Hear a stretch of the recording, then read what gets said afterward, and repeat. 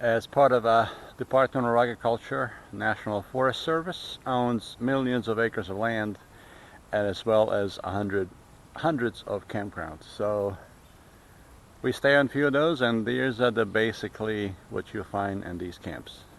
So these campgrounds are basically very basic. They're built years ago. Most of them seems to be outdated. And you get the basics. You get a driveway, most of the time is long enough for any kind of RV.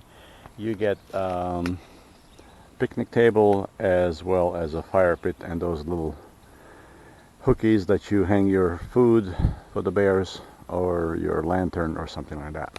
Driveways are generally long enough.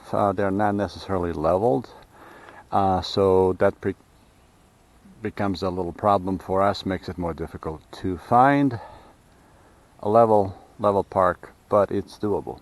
The average campground in National Forest Service is probably from a handful to 20, 30, 40 sites. They are usually staffed by one host, mostly volunteers. Sometimes those are paid position, but some people will opt to work part-time and have a free place to stay. So what are the positives? Well, so when you're in the northern woods, these things are usually all over the place because there's not a lot of people here, but there's a lot of woods. So these campgrounds are plentiful, especially if you have a smaller RV or tent. It makes it very easy to camp on a budget. The fee to stay here generally about in 20s, like $26, $28 per night. Now if you have senior pass, like annual memberships or different variety, military, those prices can be cut in half. So it's actually very budget friendly, if you would. So the positives, they're everywhere, they're inexpensive, they generally fit any size of an RV, and yeah.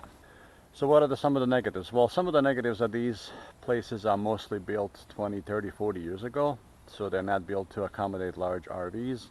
They're also not maintained the best. Sometimes there are a bunch of low-laying branches, which if with a little maintenance, those could be taken care of once a year, maybe clipped. Also, a lot of the roads within a park are gravel, full of potholes, and so that could be easily fixed with the one truckload of gravel and one person. But generally, those are the pluses and minuses. The limit is 14 days, but you wouldn't want to stay anyway because there's no power, water, utilities, or anything here. Some might have a water hookup somewhere at the beginning, but a host station or dump, but most of them don't have anything. So you just basically have a free site or quiet place to camp, put your tent or spend a night or two,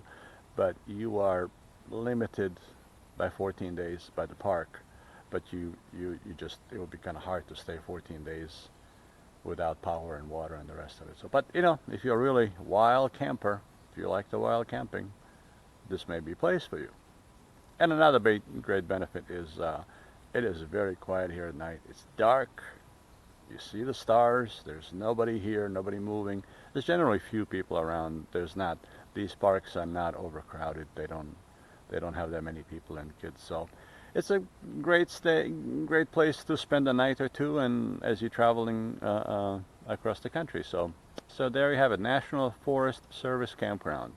They are easy to find, especially obviously in the northern woods where there's fewer people and lots of trees and forests. So keep that in mind, and it's worth your stay, a day or two. Thanks for watching.